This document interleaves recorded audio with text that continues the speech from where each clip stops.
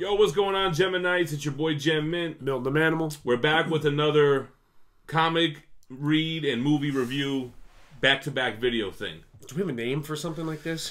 Review/review? Not at all. So what we're doing is we just got done reading the Big Damn Sin City and watched both Sin City movies, Sin City and then Sin City: A Dame to Kill For. Right. So this is gonna just be our review of the comic, and then tomorrow we'll drop the movie reviews, both movies in one video. Okay. Yeah, I don't think we need to stretch that anymore. So this is the second time we've done this. Yeah. We did it one time with Akira, the box set, and then the movies. This one, I guess we'll start with the book. I love this book. Yeah, I was actually really surprised you had not read it before. I had no idea what I was in for. Oh, because one, there's so many things to speak on it before you even get there. It's like it's Frank Miller. Right. It's graphic. It's adult, black and white. So it's not only is it black and white, it's like... It's not even always black and white. That's which true. We'll talk about. Well, for the most part it is, but it's like this whole side of the page is black and then there's like a little shine of white. Like, right. They really do like this... It's like a shading with the colors of black and white. It's very interesting. Yeah, and we're flipping through the pages as you're looking at this, and I remember someone was like, you got to really take your time to look at the art because it's very little dialogue. Right. It's not. And I'm not a big art person, but I remember it being one of the things that struck me when I first read it. I really enjoyed it. I was like, wow, this is really cool. I like how they're doing it. And then in some of the stories, like that yellow bastard with all of a sudden color being introduced. Or the blue eyes. Blue eyes. Yeah. It was cool. So this book is called Big Damn Sin City because it collects all 7 stories that make up Frank Miller's Sin City. This book has gone whale status. It had a cover price of $100, and I don't even know what it's going for right now. But it's sought after. And the first thing I would say about this book is do not be intimidated by the size of this book at all. This thing was an easy read. And you know what you mentioned about the art is very storytelling. Like, it's not just like a picture. It's like the angle is all down and you see the perspective lights and like... And not to get too much into our movie review, but it's funny when you watch the movies. I mean, it's like panels are taken literally out of this book for the movie. I'm going to save mine for the movie review. This is crazy. So the 7 stories is... First you have The Hard Goodbye. Right, which is a standalone story. Which has the main character Marv. Right. This big, hulking... His face has been in so many battles. They explain him at one point as one of the other main characters is talking about Marv and saying like he's out of his place, but if he would have been back in like the Roman era, they would have thrown women at him. He would have been the bruiser, the best person. They say that in the movie too. Yeah, he's a big lug, but he's a freaking enforcer. Yeah, and he also has morals. He also has some like mental issues. I was gonna say he not just have morals. He has mental issues. Well, he doesn't. He won't hit women. Right. And he has lines he won't cross. No. He's like he's old school with it. He takes meds. And then sometimes he'll wake up somewhere and like people are dead. He's like, oh shit, how did I end up here? And he always steals people's coats. Yeah, he has a big fetish for coats. He's like, that's a nice coat. But he does protect people. You find out as you're going on, one of the things about the stories is, which is fun to read, when you're reading other storylines, you see the old storylines coming up, like taking place simultaneously. Totally what I loved about this right away. When you read The Hard Goodbye, then A Dame to Kill For, it's like the same night, and you see what happened in the other story in the background. They cross ways. Bro, that's where I was hooked. It was like very Quentin Tarantino-ish. Right. And didn't he have something to do with the movie? No, you're thinking of Robert Rodriguez. And I thought I had his name somewhere. Maybe he did. I don't know. But anyway... But so Marv gets explained too from other people as he's done good things where he's protected Nancy, one of the strippers, the main stripper. He's protected a lot of people and done good things for people. So and then like Nancy comes back later and it's a mind blower. I don't even think we should even talk about it for spoilers. This is an old book, but I guess we can avoid some stories. Some people are going to want to read this. Okay. So you can still pick this up in trade paperbacks and stuff. So originally this came out in comic forms, but then when I read it, it was in trade paperbacks, 7 volumes. And for the most part, the first volumes, as we go through the next couple ones, are standalone stories. And as you get to the end, you have a little bit more, kind of like an anthology. Like they had multiple stories in each book. Yeah, so The Hard Goodbye, you get Marv. He's the main character. He's basically to introduce him and Goldie. Yeah, and they also kind of introduced the two villains, or the family of villains that play a big role in the Sin City. The Rourkes. Yeah. I was going to say Rorsch. And how about I hate those two guys. What's the guy's character? The quiet kid. Do you remember his name? Marv goes Kevin. up against Kevin. Ooh, Kevin's a bad. That's not even in the Hard Goodbye. That's later on. The Yellow Bastard. That's Hard Goodbye. Is it Hard Goodbye? Yeah, that's Marv goes up against him. Oh yeah, yeah. That's one of the best scenes. So you have the villain of the Hard Goodbye. You have the Rourke, which is like the senator, but it's a mob family. He's a cardinal. Cardinal. It's the cardinal. Okay, that's what it was. But there is a senator brother. That's what it was. Yeah. And then Kevin, basically, Marv finds himself locked up, and there's a prostitute. Not a prostitute. It's, I don't want to spoil don't tell it. it. Right. You got to read it. Yeah. Basically, it has to do with cannibalism. That's all I'm saying. Let's talk a little bit about Sin City. So Sin City is Basin City. Basin City, and That's it's tight. just this town that's kind of like the dregs, and it has different parts where it has Low Town, where the prostitutes kind of run everything. They have their own way of law. Old Town, and they run the rooftops. You got Little Miho, which is like this samurai, this Asian ninja type of chick. And what's up with her ninja stars? Are all swastikas. Yeah, they're shaped by swastikas. What does that mean? I think that's just for the visual effects. You know, we'll talk about it in the movie, but the movie does a good job of explaining Sin City and like panning out. I don't want to give away the movie. So right. It's hard to like not combine this. But stuff. you gotta know Sin City is this old school where the law is aggressive and there's people who own the city, and then the dregs of society have to deal with it. There's the prostitutes of Old Town. There's the mob bosses. Mm-hmm. So there's all these different... It's a rich little universe. Yeah, no, for sure. And it's like Sin City comes alive at night. Right. Like Marv doesn't You never come see out it in night. daytime, really, at all, I don't think. It's like Alaska or something. All right, so the Hard Goodbye. Then you got A Dame to Kill For. A Dame to Kill For is like a female-led story of this damsel in distress with a twist at the end. Right, so this is kind of who I consider to be the main character of Sin City, which is this character of Dwight. You see him show up in A Dame to Kill For, and then the next story we're going to go over, and he shows up a little bit more moving forward. So we see Dwight a little bit in the Hard Goodbye at first, I think. I think Marv talks to him in the bar. In the bar. Yeah, they kind of show that scene a couple of times. So Dwight's kind of like Marv, but not a big lug, but he's still badass. He has his issues as well. People are wary of him. They know that he's a dangerous man. Right. And he has connections to Old Town. He has relationships with some of the prostitutes. So we gotta really stress that Old Town, cops don't go to Old Town. Right. There's an agreement. Old Town is run by the women, they're prostitutes, but they're killers and they're badasses. So the agreement is that the cops stay out of Old Town, and to pay them back, they'll also throw parties for the cops. They'll let them come down, hook up with the prostitutes and whatnot. But the cops keep the pimps out, right? But the cops keep the pimps out. So the women are allowed to stay off drugs. They talk about like the old days of when the pimps run it. People were on drugged out. Days. The bad days, yeah. They're like their own little fighting force. Yeah, exactly. And they're ruthless. Yeah.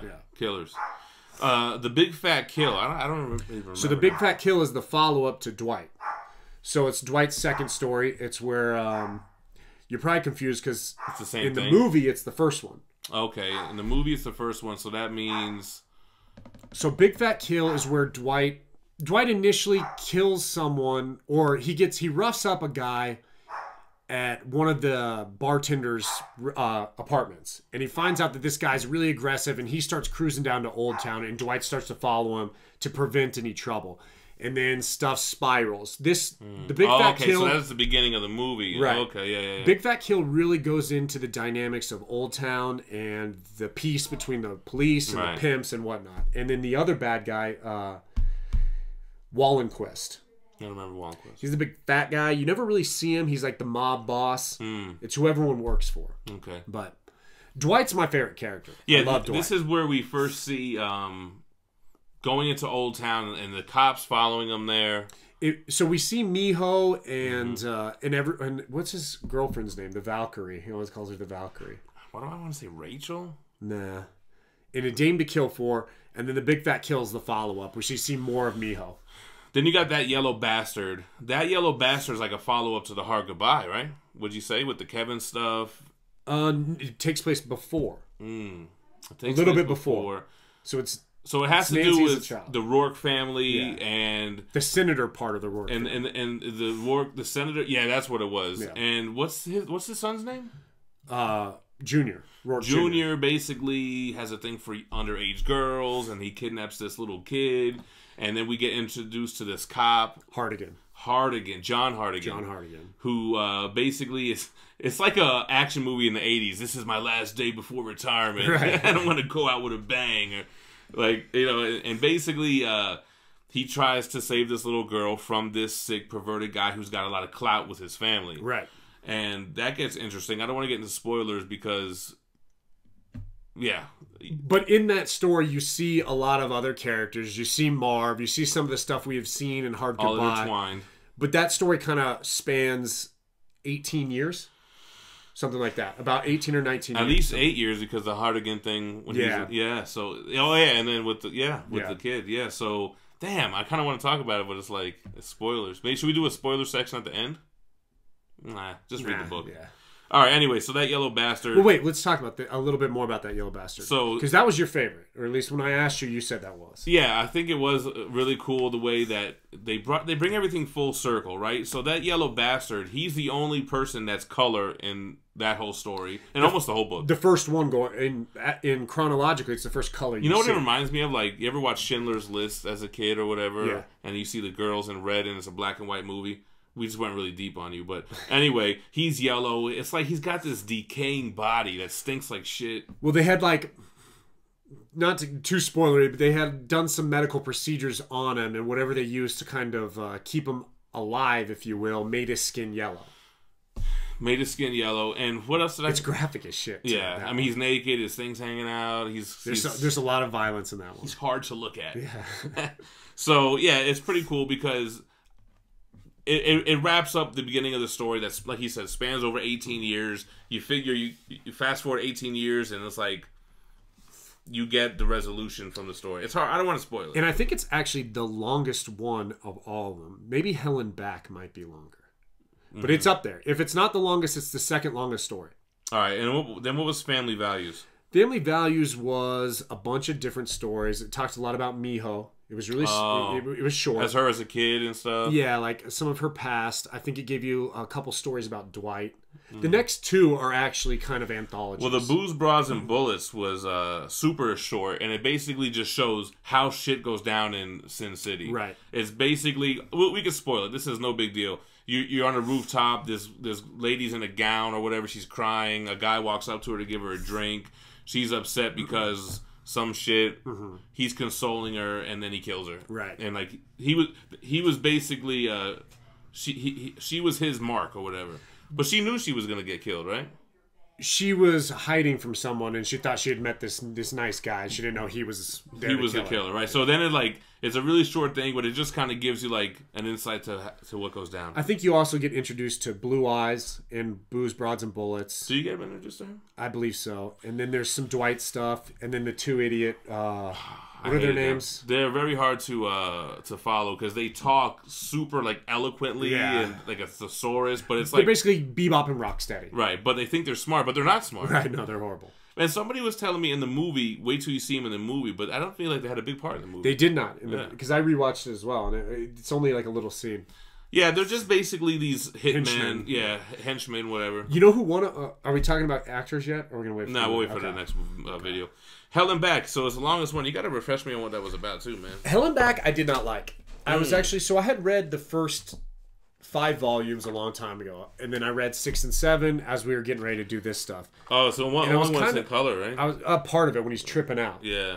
I was excited to read Hell and Back because it was long and I had never read it before, and I didn't like the story. I thought it was kind of garbage.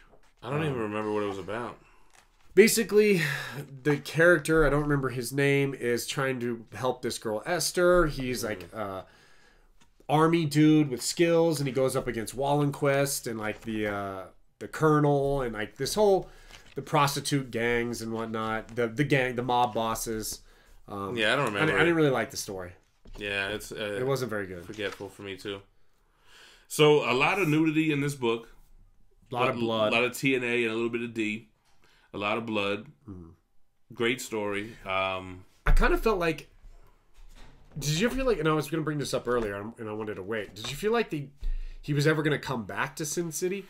Because, like, the character of Dwight, I felt like there was still a lot of stories to be told. There was really no, like, culmination. You know, I mean, like, this story didn't end. You could keep telling more stories. You could even introduce new characters. Right. You could go back. They go back and forth through time. That's why it felt very Quentin Tarantino to me. It was like, you could do anything you want. Yeah, the universe is still very open to come back and write 2 more stories or 3 more stories. You could even do like the beginning of the Rourke family stuff. Right. You could do Marv. How did Marv become all messed up in the head, like physically and mentally? But you're not going to read cover to cover and get a sense of completion. You have to take each story as its own. Yeah. It's its own story. But it's still fulfilling, I think. It's right? it's good. It's really good. So definitely both enjoyed the book.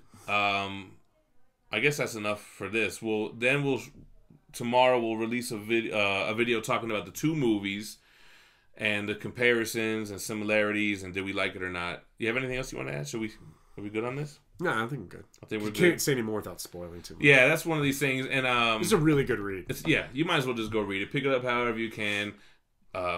Fast read. Take your time to enjoy the art. Very little dialogue. Don't let your kids read it. You know, let us know what you think in the comments below, and make sure to subscribe to the channel for more recent reads and more comic and movie adaptation back-to-back joints like this. All right, y'all stay minty.